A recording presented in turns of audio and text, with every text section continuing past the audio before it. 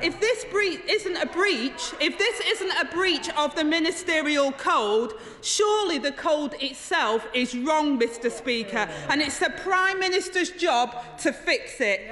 If the Prime Minister came clean about what he knew and when, and took responsibility for the conduct of his own cabinet, would we need yet another investigation into another member of his top team? Even now, Number 10 says the party chair retains the Prime Minister's full confidence. How can the Prime Minister claim to deliver the integrity, professionalism and accountability that he promised, while his Conservative Party chair still sits in his cabinet? Thank you, Mr. Speaker. We follow a proper process under the Ministerial Code. Interests are required to be declared. They are required to be shared through the Ministerial Code process and discussed with permanent secretaries. I am absolutely confident that the usual process would have been followed in the appointment process by this Prime Minister for the right honourable gentleman. And if there are issues to be raised in respect of historic activities, as was suggested by this weekend's press, that is a matter for the independent adviser to look at. And his findings, the summary of his findings, will be published in due course. Integrity, accountability are critical, as is professionalism. And this government will wait and hear the facts before taking decisions based upon those facts. And I think the Right Honourable Lady would do well to do the same. Richard Fuller. Thank you, Mr. Speaker. I think it's a great shame that the processes of the proprietary and ethics team of our civil service are being called into disrepute by the comments by the Honourable Lady opposite. We have to accept in public life there are times when you may be asked to serve in government. When you go through that process, you are required, quite rightly, to disclose absolutely everything that might cause conflict with you being a Minister of the Crown. Does my right honourable friend agree that that process can only survive when there is both confidentiality about your disclosures and tolerance on all sides whilst that process is completed? Mr. Speaker, I thank my honourable friend for what he said is absolutely right. There is, for people being called into government, there is a proper process. There is a requirement for full disclosure.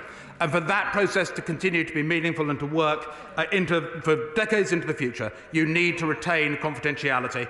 Confidentiality has to be part of it, and the right way forward, when issues have been raised, is for the independent adviser to look into it, as indeed he is doing. SNP spokesperson John Nicholson. Thank you very much, Mr. Speaker.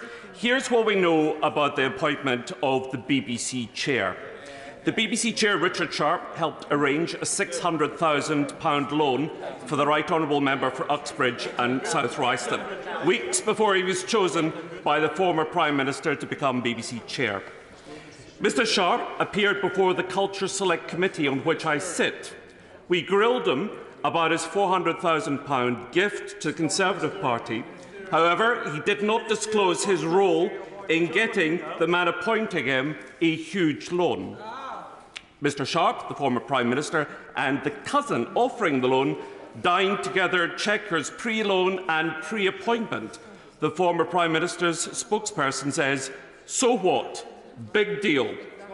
The Cabinet Office ethics team told the former Prime Minister to stop talking to Mr Sharp about his finances.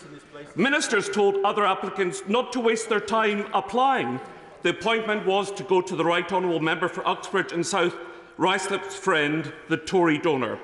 Even by the grubby standards of this government, it's all a bit banana republic, is it not? Who's the Chief Executive of the SNP? Mr. Speaker, I thank the Honourable for his question. As the Honourable Gentleman knows, there was a very robust process in place for the appointment of the Chairman of the BBC, including a pre-appointment hearing. I read the transcript this morning in which the Honourable Gentleman played his usual prominent role in grilling the appointee, pre-appointment. It was an incredibly robust process with an independent panel of 5 members who went through that process. And just to reassure the House, I understand that the Commissioner in Public Appointments is going to double-check that that process was absolutely consistent with the proper governance expected of these appointments. And I know that the Chairman of the BBC has invited the Senior Non-Executive Director of the BBC to discuss with the Board to make certain that all relevant conflicts of interest were properly disclosed. So there are two processes that are ongoing, but this was a very robust process. Angela Richards. Thank you, Mr. Speaker. I shouldn't be astonished, but I am astonished at the brass neck of the shadow leader of the opposition for suggesting that the Prime Minister didn't need to ask his independent adviser on this when they spent months calling for an independent adviser to be appointed. Is my right honourable friend aware of any plans by the independent adviser to publish an updated list of ministerial interests? Minister. I thank the Honourable Lady, and she's absolutely right. The other side of this House have been calling for an independent adviser for months. One gets appointed, and it's not good enough. You need to take all the decisions by yourself, devoid of all the facts. And it is useful to have an independent adviser in hand to deal with these issues when it is appropriate. And yes, to reassure the Honourable Lady, my understanding is that the independent adviser plans to do a publication on ministerial interest prior to his report in May. Karen Smith. Thank you, Mr. Speaker. The Public Administration Constitutional Affairs Committee is ready to help and looks forward to meeting the new ethics advisor. I think from what the Minister has said, the Prime Minister has said that there are questions to be answered. The Minister has been very careful to say that the filling of the ministerial code is up to the individual, which is correct. So is he trying to tell us, did the Prime Minister know that the member for Stratford was due to be investigated? Minister. The Prime Minister will have had the benefit of the usual appointments process being undertaken, so he would have had full disclosure regarding the interests of the Right Honourable gentleman as disclosed at the time when the Prime Minister made his appointment as Chairman of the Conservative Party. Mahendra. Thank you, Mr. Speaker. The Prime Minister has correctly asked his independent adviser on ministerial interests to establish the facts on this matter. Does my right honourable friend agree that we must not prejudge the outcome and allow this process to conclude? I do agree, Mr. Speaker. That is the purpose of having an independent adviser. He's been asked to investigate, to work out exactly what the facts are, and we should not. It's ill-judged to decide before you actually know all the facts that pertain. That is that process we're undergoing at the moment. Christine Jardine. Thank you very much, Mr. Speaker. I'm sure we all remember that first speech from Downing Street when the Prime Minister promised us integrity, professionalism and accountability at every level. Unfortunately, we've seen precious little evidence of that so far. And this weekend, yet more doubt has been heaped in the minds of the electorate, my constituents certainly, about whether they can trust politicians in general. So does the Minister accept that unless something is done very quickly about the vetting and management of conflicts of interest, further damage is going to be done in the confidence in this place of the British public? Mr. Speaker, we have the Nolan Principles and we have the Ministerial Code. Both are extremely important documents and extremely important approaches. The Honourable Lady refers to professionalism and she's right. But part of professionalism is making certain you take decisions based on all the facts. And I know she'll respect the fact that it is useful to have those established. But I concede to her definitely those should be established swiftly. David Johnson. Mr. Speaker, does my right honourable friend agree that beneath the bluster from the benches opposite, what they're really saying is there's various information they don't know the answer to, that they don't have the facts about, not least because HMRC doesn't comment on the individual tax affairs of people, and therefore it's absolutely right the independent adviser should be allowed to collect those facts and publish them to set the record straight. Minister. Indeed, I've got absolutely no doubt my right honourable friend will cooperate in every way with the independent adviser to make certain that all the facts are known. He will go through that process. The independent adviser, in due course, will come to his conclusions, and the summarised conclusions will indeed be published. Richard Bergen. Thank you, Mr. Speaker. The Prime Minister stood on the steps of 10 Downing Street and promised the nation that he would act with integrity, and yet here we are again. Isn't this whole affair yet another point of proof that where there are conflicts of interest, it's far more likely you're going to have conflicts of interest when you've got a government of the super-rich for the super-rich. Madam Deputy Speaker, I could never have guessed I'd have a question along those lines from the honourable gentleman. The important thing, the Prime Minister said, integrity, accountability and professionalism. That is absolutely right. That absolutely underpins this government, and part of that is making certain you have the facts, and that is what we are undertaking to do through the auspices of the independent adviser. Clive Efford. Thank you, Madam Deputy Speaker. The ministerial code seems to now be a set of guidelines. This is starting to sound like a script from Pirates of the Caribbean. But can I ask the Minister, if someone has disclosed that they are in dispute with the Inland Revenue about their taxes, is it appropriate to then appoint that person as the Chancellor of the Exchequer? Surely that matter should have been resolved before such an appointment took place. Minister? The honourable gentleman will have to excuse me. I do not know what was disclosed, and nor does the honourable gentleman. That is why we have an independent adviser making certain that we have the facts addressed. Sir Stephen Timms. Thank you, Madam Deputy Speaker. The current chairman of the Conservative Party went on to television before he settled his tax debt and said that his tax affairs were, quote, fully paid and up to date. We now know that statement was untrue, don't we? Minister? I've got a great deal of respect for the honourable gentleman, but he knows I don't know the answer to that question. I genuinely don't. But I've got no doubt that the work of the independent adviser will establish the facts, and that will be reported to the Prime Minister. Stella Preety. Thank you, Madam Deputy Speaker. The challenge here for the Minister is that the original allegations arose in July of last year, publicly, and subsequent evidence that indeed lawyers were instructed to try and suppress those allegations, well before any appointment made by his political party or indeed by the Prime Minister.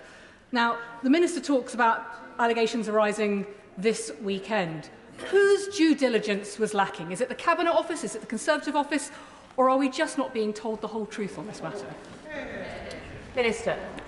The full process would have been undergone in terms of my right honourable friend's appointment to the government as chairman of the Conservative Party, or appointment to the Cabinet Office, when he was appointed by this Prime Minister. That was clearly a period after the July commentary in the press. So I don't know what was disclosed. I imagine everything was disclosed, but that is a matter for the independent adviser to ascertain. Ben Bradshaw. BBC journalists have to spend a great deal of their time defending the BBC's impartiality and integrity from criticisms from all sides in this country. How is their job made easier by the revelation that the current BBC chairman involved himself in the private financial affairs of the former Prime Minister before he was appointed to the job, something that both he and the Prime Minister should, under civil service rules and BBC rules, have disclosed to the Independent Appointments Commission, which apparently, according to former Commissioner Sir Peter Riddle, neither did? Minister.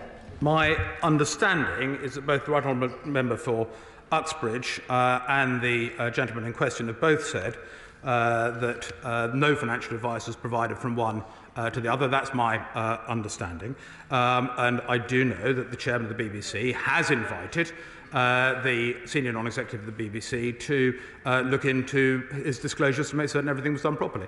A process that also will be undertaken by William Shawcross as the Commissioner for Public Appointments to make certain that that process, which appeared to be an extremely robust process, indeed involved drilling before the honourable gentleman and others in front of the Select Committee, was absolutely consistent with the government's rules on these appointments. Kevin Brennan.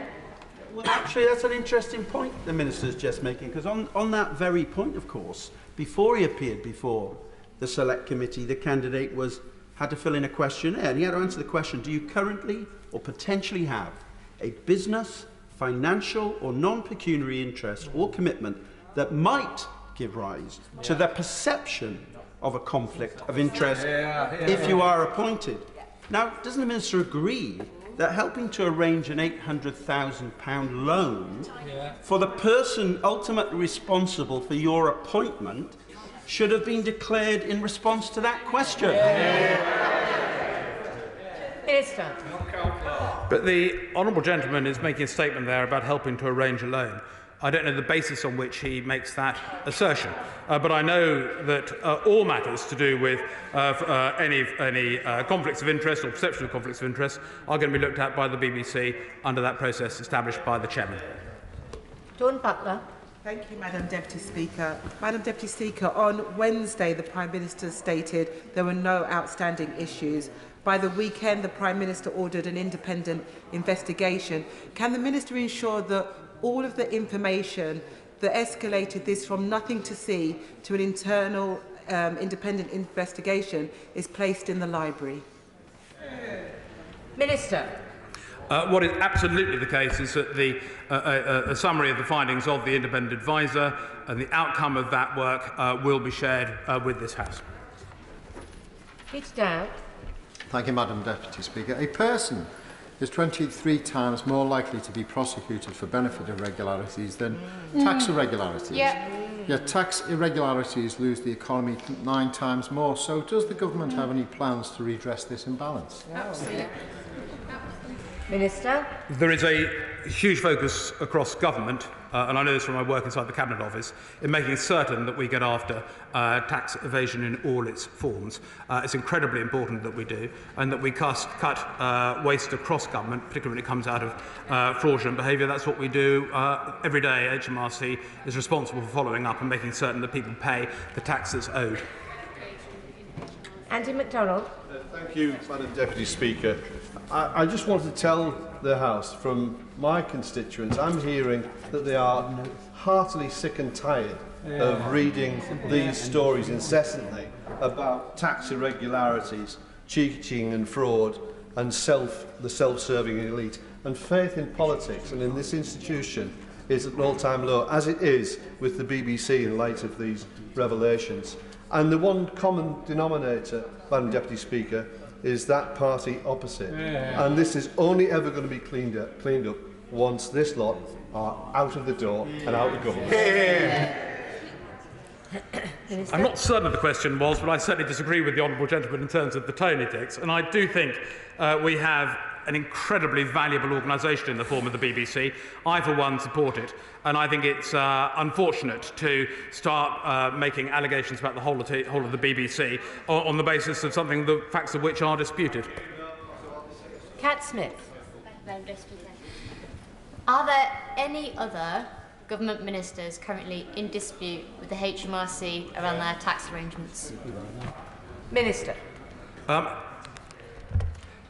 This is a matter for individual ministers to talk to go through the proper process for the ministerial code. That's what everybody does. That is a requirement under this government, as it's been the requirement under all governments. So you have full disclosure in that process, and you need to talk to your permanent secretary, and it's absolutely critical that no conflicts of interest are established or indeed perceived conflicts of interest are established.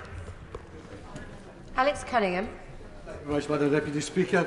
Will the inquiry confirm the nature of the agreement between the Right Honourable Member for Stratford-on-Avon and HMRC?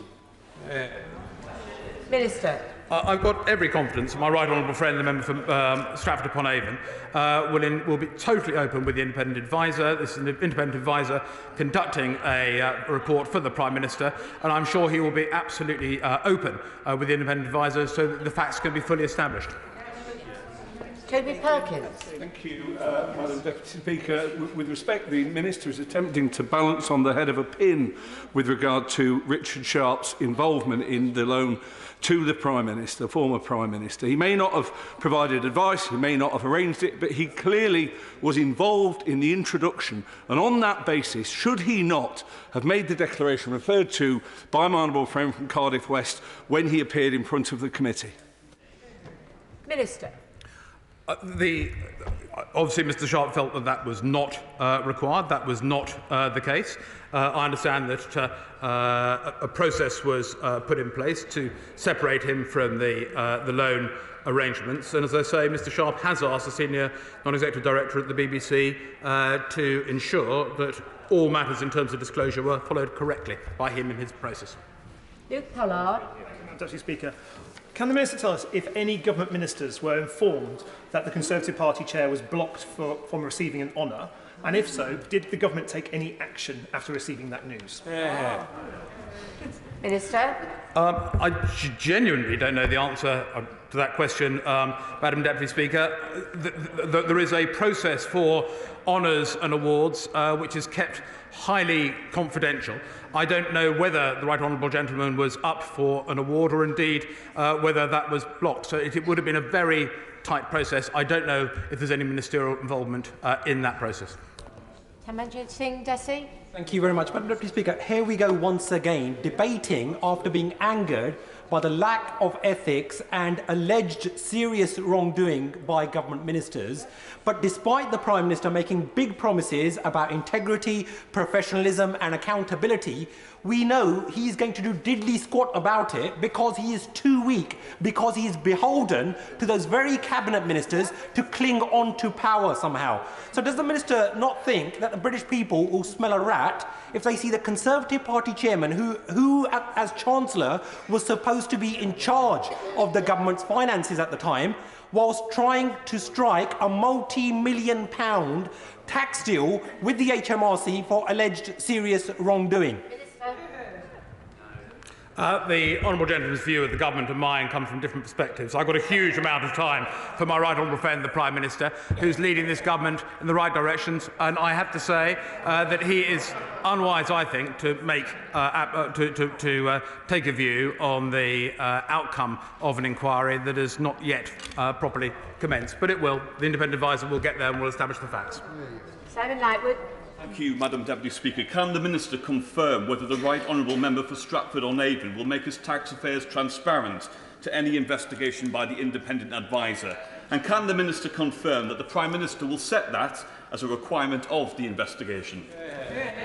Minister. I thank the Honourable Member for his question. As I absolutely make clear, I cannot imagine circumstances under which my right honourable friend would not wish to be fully transparent with the independent adviser. That would be necessary for him to do his job, and that will enable him to establish the facts. Sir Chris Bryant. Thank you, Madam Deputy Speaker. I'm not going to get into the specifics of the individuals concerned, but following on from the question from the Honourable Lady from Guildford, I do want to know about the specifics of why we don't have in the public domain yet the financial interests of all ministers. The list that's on the website at the moment is 243 days old. It's not even an accurate list of ministers. It's not even an accurate list of the last set of ministers or the set of ministers before that. It's 90 days since this government was in place. There are people who are now ministers who weren't even a member of either house. Who don't appear anywhere. Surely, the public ought to know within a week or so of a minister being appointed what all their financial interests are. Why can't we have that? And why have we got to wait another 3 months, is what he said earlier. Another 3 months before we find out what all the financial interests are of ministers. We should know it now. Minister. It may be 3 months, it may be 3 hours, Madam Deputy Speaker. I said by May, is my understanding. So I can't commit to a date because I'm not the independent adviser, and he has got work to do to publish those, but my understanding is that there will be an updated list of financial interests published before his report is out in May. That's my understanding. Thank the Minister for answering the urgent question. Urgent question, Ed Miliband. Thank you, Madam Deputy Speaker. To ask the Secretary of State for Business, Energy and Industrial Strategy if you will make a statement on families having prepayment meters forcibly installed in their homes by energy companies. Minister Graham Stewart. Thank you, Madam Deputy Speaker. The Government recognises the importance of protecting customers and including those who are on a prepayment meter. That's why, Madam Deputy Speaker, this weekend the Secretary of State set out a 5-point plan on prepayment meters. He wrote to energy suppliers calling on them to take every step to support consumers in difficulty. The government wants to see much greater efforts from suppliers to help consumers in payment difficulty, including offers of additional credit, debt forgiveness or tools such as debt advice. Suppliers have been asked to commit to stop moving households to a prepayment meter wherever possible and asked to reveal the number of warrants they've applied for in recent months. It's part of a drive to increase transparency around prepayment meter installations. There are reports that the courts are handling batches of applications for warrants. So Bayes is working with Ofgem and the Ministry of Justice, and I'm pleased to see the Courts Minister beside me today, to ensure that the process by which suppliers bring these cases to court is fair, is transparent and supports vulnerable customers. The Government has also urged suppliers to take action on the increasing the number of vouchers being redeemed under the Government's Energy Bills Support Scheme. We've published a list of supplier redemption rates showing who is best meeting their responsibilities and those who need to do more. The Secretary of State has written to Ofgem asking for more to be done to make sure suppliers protect vulnerable consumers. This includes revisiting their approach to the enforcement of supplier compliance, as well as the urgent publication of recent investigations outcomes into vulnerable customers. I will be meeting energy suppliers, Ofgem, Energy UK and Citizens Advice later this week so as to discuss these matters further. These actions come on top of the cost of living support on an unprecedented basis that the Government has put in place, including the £400 discount under the Energy Bills Support Scheme and the Energy Price Guarantee, saving on top of that £400 a typical household £900 this winter with equivalent support in Northern Ireland. Finally, we are considering a new approach to consumer protection. The Government will work with consumer groups and industry to consider the best approach, including options such as social tariffs, as part of wider retail market reforms. Shadow Secretary of State Ed Miliband. Mr. Speaker, I'm glad the Government has in the last few days finally woken up to the fact that we have a national scandal around prepayment meters. The question is whether the Government's actions will stop the scandal, and I fear the answer is no. The Secretary of State could only say in his letter published yesterday that he, and I quote, would expect that the volume of prepayment meter installations and disconnecting households will start to subside over the coming months. Madam Deputy Speaker, start to subside is no comfort for thousands more people facing bailiffs and being disconnected. Labour called for a ban for at least the course of this winter on the forced installation of PPMs in order to ensure that the government, companies and the regulator reformed a broken system. And let's be clear, Madam Deputy Speaker, this is a broken system. No proper criteria for what forced installation being a last resort means, no clear definition of the vulnerable, no proper clarity about the credit that should be offered to people on PPMs, no proper rules on debt repayment, and people on PPMs, the most vulnerable in our society, paying most for their energy, a prepayment penalty. So will the Minister answer three questions? First, isn't the best thing he can do to prevent hardship this winter is to impose a temporary ban on the installation, on the forced installation of prepayment meters? That is the way to protect thousands more falling into misery. Second, does he agree that, particularly in this cost of living crisis, it is quite wrong that those on prepayment meters are paying more for their energy, and will he take action to end the penalty? And third, will he pledge to look at the system in other countries where nobody can forcibly be cut off, as we do with water in the UK, with a minimum amount of power supplied to all households? Madam Deputy Speaker, energy companies are forcing their way into people's homes with millions disconnected by the back door. Government expressing regret, writing letters, having meetings is not enough. Only a ban will do. Minister. Thank you, Madam Deputy Speaker.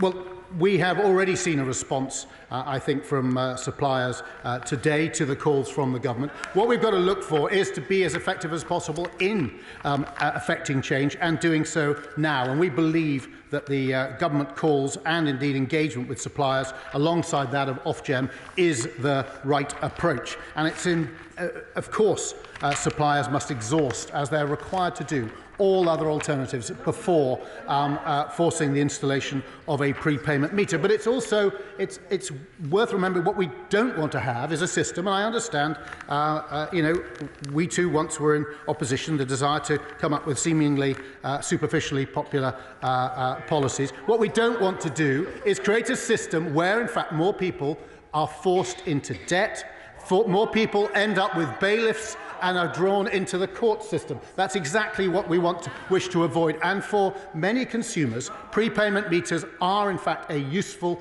tool to allow them to manage their credit and make sure that they don't get drawn into the court system in that way.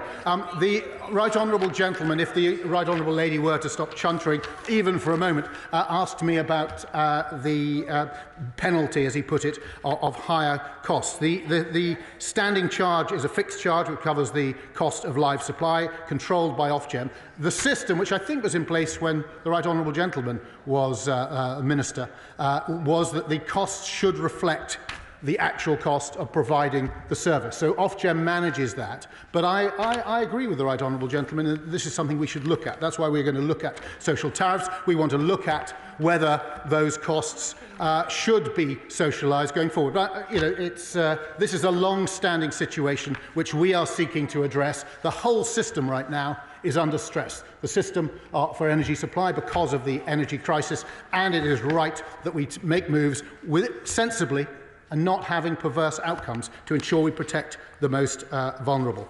On the issue of not forcibly cutting people off, again, I'm always open to look at these issues, but of course a lot of people will manage the way they use heat and electricity, and it is somewhat different to water. But again, we want to make sure that we get the balance right, protecting the most vulnerable and making sure that we have a system that builds on the unprecedented protection for consumers that we brought in this winter.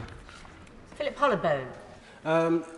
Energy consumers on prepayment meters are amongst the most vulnerable energy consumers, and in the face of the biggest ever hike in domestic energy prices, getting financial support to these people is more important than ever. Whilst it's good news that 99% of energy bill support payment vouchers have been issued, it's alarming that only 71% have been redeemed. Scottish Power have only redeemed 64%. Other companies like Bulb have redeemed 79%. So what can the Minister do to put a rocket underneath companies like Scottish Power to make sure this money gets into the hands of those vulnerable consumers as quickly as possible? Well, my honourable friend is absolutely right, and that's one of the reasons that we've published that list today. Transparency is the best form, of disinfectant, and I expect exactly the conversations we want to have as suppliers with their teams. The CEOs will be asking, why are we at the bottom of this list? We want competition between suppliers, but all of us have a role to play as well.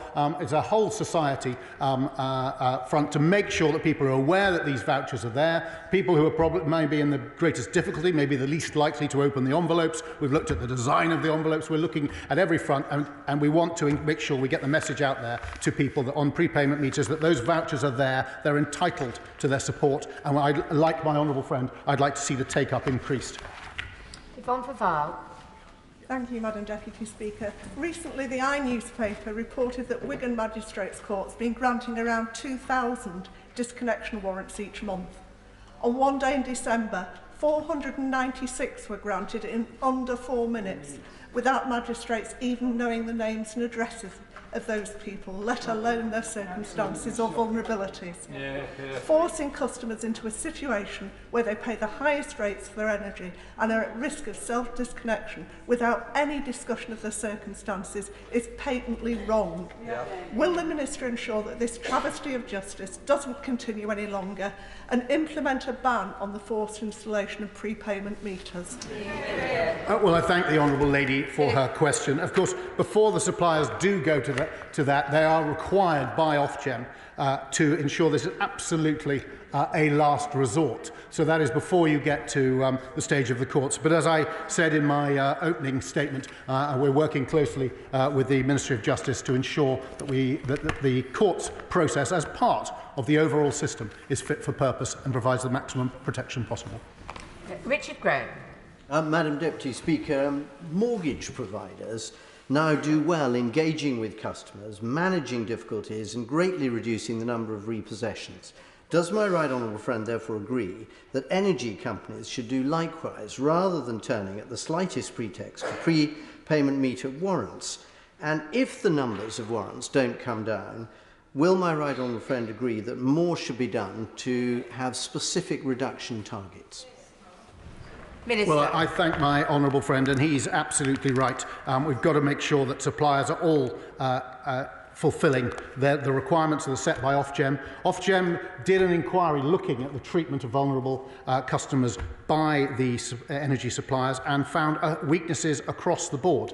And is engaging with suppliers on compliance, and the Secretary of State wrote to Ofgem again in the last few days to reiterate the importance of making sure that that compliance work has real teeth and that suppliers fulfil the obligations under which they're under to protect these people. Vera Hophouse. Thank you, Madam Deputy Speaker. Prepayment meters enforce a poverty premium on some of the most vulnerable people in society. My prepayment meters bill will stop their installation during one of the worst winters in living memory. In just over 30 days, the government will allow my bill to fall, but it's not too late. Will the Minister consider to supporting my bill? Well, I thank the honourable lady for her question. As I've said already, we are looking at the treatment of vulnerable customers overall, including on the issue which she raises through her bill. Ruth Edwards. Thank you, Madam Deputy Speaker. I'm incredibly concerned to hear the reports of the number of vulnerable customers who are being moved on to prepayment meters, and to hear energy companies quoted in the media as saying that higher energy prices are here to stay, implying that the fall in wholesale prices won't be passed on to our constituents. I welcome the action that the government's taken on both issues, but can my right honourable friend set out what steps are available to the government if energy suppliers do not play fair, and reassure my constituents that he will take them if needed? Well, I thank my honourable friend for her question. Suppliers are required to provide emergency and friendly hours credit to all prepayment meter customers, and where a supplier identifies that a customer who is in a vulnerable situation has or is self-disconnecting, then they must offer them additional support credit where it is in the customer's best interest to do so. Ofgem warned suppliers way back in June 2018 that PPMs should only be installed as a last resort for debt collection, and they banned forcible installations for vulnerable consumers in 2017. We are absolutely watching this to make sure that we have the right steps in place, and will take further steps if required to make sure that suppliers live up to their obligations. Hilary Benn. Thank you very much indeed, Madam Deputy Speaker. What possible justification is there for forcing people to sit in the cold and the dark because they've been required to have a prepayment meter connected which they cannot afford to top up? 25 years ago, we had this same debate over water disconnections, and society decided it would no longer be lawful to deny any human being access to water. Have we not now got to the point where, similarly, our constituents should be entitled, in all cases, to light and to warmth?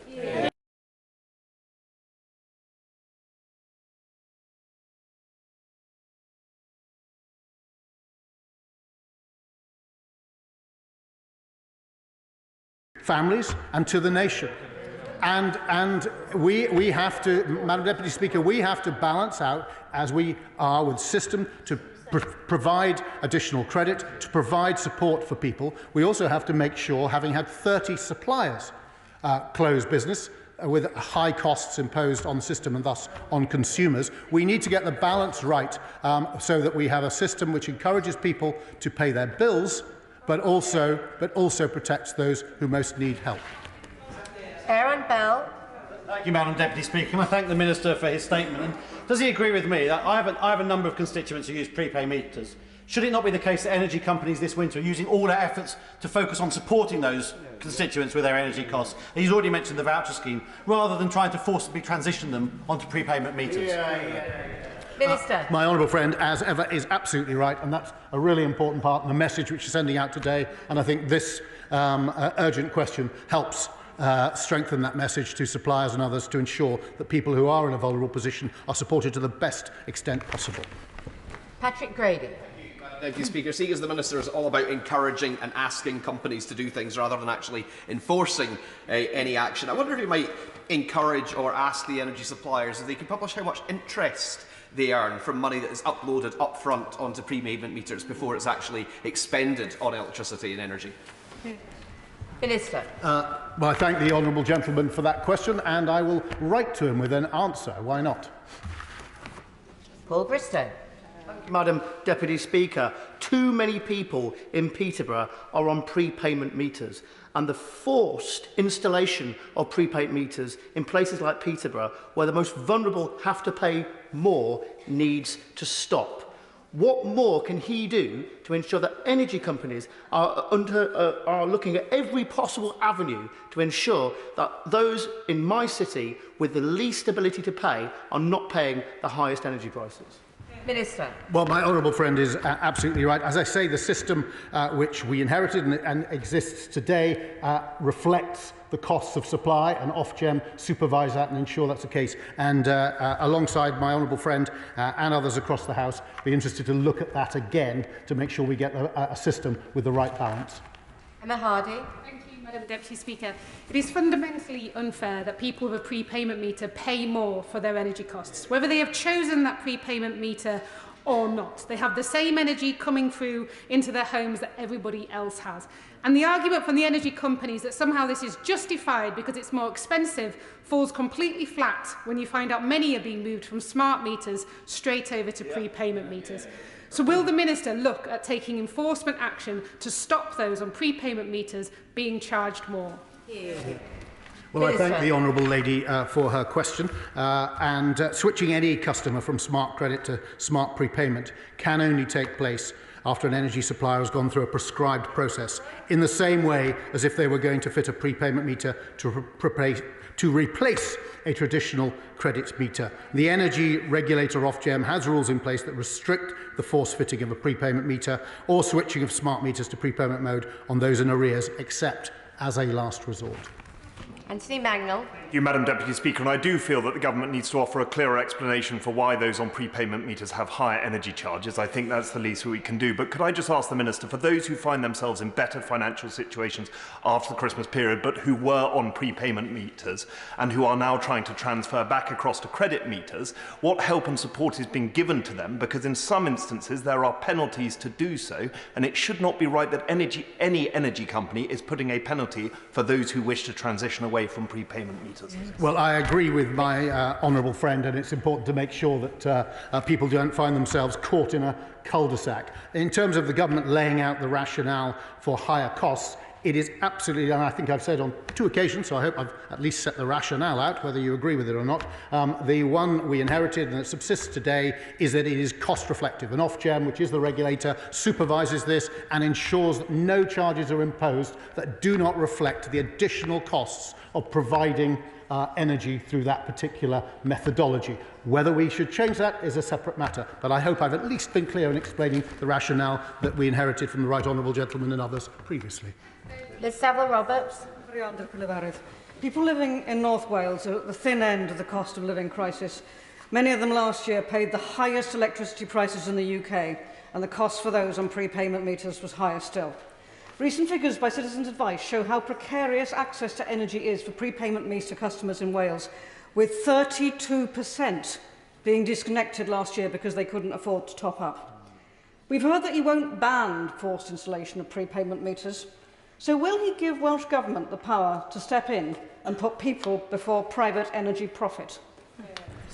Minister. Well, I entirely reject the premise of the honourable lady's question. We're not putting people, behind the private energy company profits. Quite the contrary. We're trying to ensure we have a system which doesn't stop vulnerable people getting caught in debt, getting bailiffs coming to the door, being further impoverished by a system which doesn't help them. And that is what we are seeking to balance. And as I've said, we are going to consider this in the round going forward, because the system, and most of all, people such as those that the honourable lady refers to, are under a stress that has never been seen before.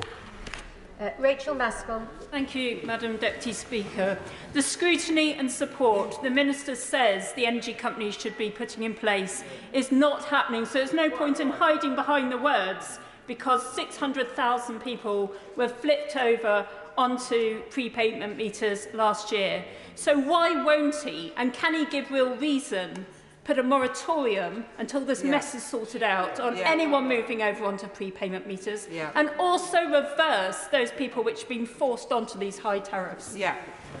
Well, the speediest way this winter to make an alteration to this is to call on the companies to do everything possible to avoid doing it. And we've already seen suppliers today suggesting that there are some who have already managed to do it and others, and that does, of course, throw up the question as to whether we should seek a long-term moratorium. That's something to look at. But right now, by publishing the data, by urging them to cease using this except as an absolute last resort, which is supposed to be the requirement anyway, I hope to see those numbers collapse as soon as possible. It is the fastest way that we can make a difference now. Catherine West. Thank you, Madam Deputy Speaker. The Minister needs to get a grip. The constituent's written in to me to say that she's cut down to have 1 shower a week. Another saying, I'm mostly washing in cold water, but I've recently started getting the beginnings of a painful arthritis in my fingers as a result. How low do people have to fall between the government getting a grip, taking back control and getting on top of this problem so that our constituents can have the basics of a good life? Well, I thank the honourable lady for her question. Of course, the government is doing unprecedented 3 layers of support for consumers, from the cost of living support for those on benefits, the £900 reduction in energy bills this winter, and additionally the £400 energy bill support scheme, as well as help for those on alternative fuels. The government is bending over backwards within what is an unprecedented and tight situation, precisely to help constituents such as those the honourable lady mentioned, because that's what we've got to bear in mind. People who are the most vulnerable, who are struggling, especially at a time on a day like this when it is so horribly cold and people are struggling. Kenny McCaskill. Thank you, Madam Deputy Speaker. Legacy prepayment meters number about 300,000 in Scotland and 2 million in the UK. Many have a credit limit of only £99, which, with the perverse higher tariff and standing charges, doesn't go far, especially in cold times such as now. That requires multiple top-ups. Often people who are on legacy prepayment meters live either in rural areas, urban deprived areas devoid of public transport, or have restricted mobility. Will the Minister also undertake to address this other injustice that is already heaped upon those who are poorest and most vulnerable? Minister.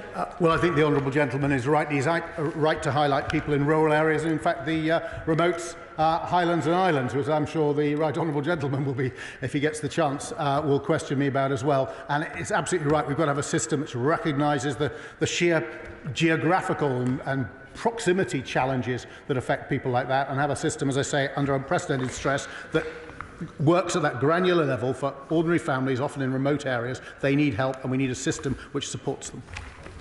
Gerald Jones. Thank you, Madam Deputy Speaker. Figures from Citizens Advice Bureau show that in Wales, 81,441 people have been disconnected at least once a month, while 24,432 people have been disconnected at least once a week. In October, Ofgem warned suppliers that not enough was being done to identify customers in vulnerable circumstances before installing a prepayment meter. But analysis caused to the Citizens Advice Bureau Consumer Service just in the last month suggests that the practice is ongoing, it's voluntary action, and it's not working. So could I repeat the ask to the Minister, will the Government implement a total ban on forced prepayment meter installations until new protections are brought in? Well, I thank the honourable gentleman for his question. We have made a call for suppliers voluntarily to stop the practice of forced prepayment meter switching as the answer to households struggling to pay bills, and they should also make a greater effort to help the vulnerable. And we're going to look at the whole system around it, not least following that Ofgem investigation which found failings by energy suppliers in dealing with the most vulnerable people. Dawn Butler. Thank you, Madam Deputy Speaker. We must thank Dean Kirby from the iNewspaper for his campaign. He called me because of my prepayment meters campaign in 2016. I also informed him of my experience as a magistrate. I'm disappointed, Minister, that it's taken so long to ensure that those people on prepayment meters don't pay this extra tariff. In my constituency, I had an elderly constituent who had a stroke, no gas in their home. The unintended consequences of smart meters is that they can be switched remotely. The Minister cannot rely on energy suppliers to do the right thing. Can the Minister please take emergency action, and please realise that winter deaths has increased by 20% this winter? Minister? Well, I thank the Honourable Lady for her question. And as I said, one of the issues that was raised by the Right Honourable Gentleman is around the redemption of the energy support vouchers, providing help for people on prepayment meters, and the fact that that is at around 71% as opposed to where we'd like it to be higher is something we need to do, because in this freezing weather, it's more important than ever that those with prepayment meters look out for and redeem their vouchers as a contribution to helping them get through what is a very challenging time. Toby Perkins. Thank you, Madam Deputy Speaker. With respect, the Minister's response to this question has been utterly pathetic. The truth is that the approach the government's taken, this voluntary approach, is not working. It's being said by members on his own side as well as on ours. So the question for the Minister is, will he take the action to prevent people freezing to death this winter, or will he continue to do reviews when the emergency is now? Will he please show the urgency and the scale of response that's needed and tell us that he will take the approach laid out by my right honourable friend from Doncaster North earlier today? Minister. Well, as I've said to the House, Madam Deputy Speaker, we are urging the suppliers to desist from using these and to do absolutely everything possible to make sure that this doesn't happen. But we also recognise that as a final and last resort, having exhausted everything else, the prepayment meter can be a way of helping people control what otherwise could be an unmanageable debt.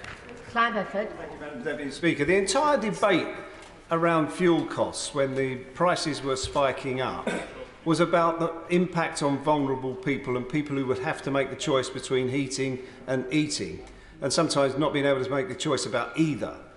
So how is it that it took citizens' advice to expose this scandal and how the government has been asleep at the wheel?